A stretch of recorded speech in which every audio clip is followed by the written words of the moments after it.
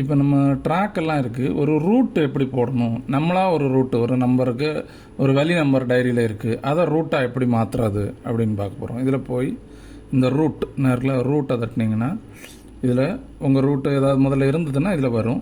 இதில் 2 டைப்பாக நீங்கள் ரூட்டு போடலாம். ஒன்று வந்து டச் பண்ணியும் ரூட்டு போடலாம். இப்போ டச் கொடுத்தீங்கன்னா இதில் இப்படி ஹோல்டு பண்ணி பிடிச்சிங்கன்னா முதல் பாயிண்ட்டு, அடுத்து 2வது உள்ளதுன்னா 2வது பாயிண்ட்டு, 3வது, 4வது,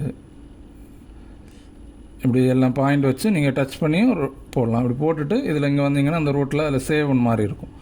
இதை தட்டுட்டு அதை சேவ் பண்ணணுமான்னு கேட்கும். சேவ் கொடுத்தீங்கன்னா அதுக்கு ஒரு கலர், அந்த ரூட்டுக்கு ஒரு கலரும் கொடுத்து ஏதாவது குறிப்பு வேணால் எழுதி வைக்கலாம். எழுதிட்டு நீங்கள் சேவ் கொடுத்தீங்கன்னா அந்த கலரில் அந்த ரூட்டு அதில் விழுந்துடும். இது வந்து ரூட் இந்த மாதிரி. இல்லது இப்போ உங்கள்கிட்ட நம்பர் வழி நம்பராக இருக்குது அப்படின்னா நீங்கள் அதில் ரூட்டில் போய் இதில் நியூ ரூட் இதில் போய் அந்த வழி நம்பரை நீங்கள் கொடுங்க.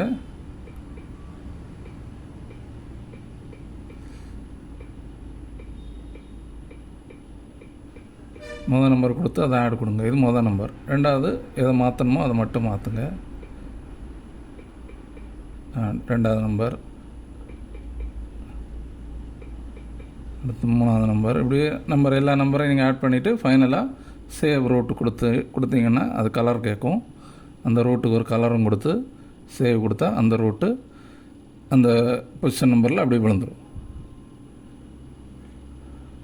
அது நீங்கள் எங்கே இருக்குன்னு வேணாலும் இதில் போய் பார்க்கலாம். ரூட்டில் நீங்கள் லாஸ்ட்டாக போட்ட ரூட் என்ன இருக்குது, இதில் வியூ ரூட் இது எங்கே இருக்குது பார்க்கணுன்னா அந்த வியூ ரூட் கொடுத்தீங்கன்னா என்ன இருக்குது, இந்த ரூட்டு நம்ம இப்போ போட்டது அது பார்க்கலாம். இது ரூட்டுக்கு.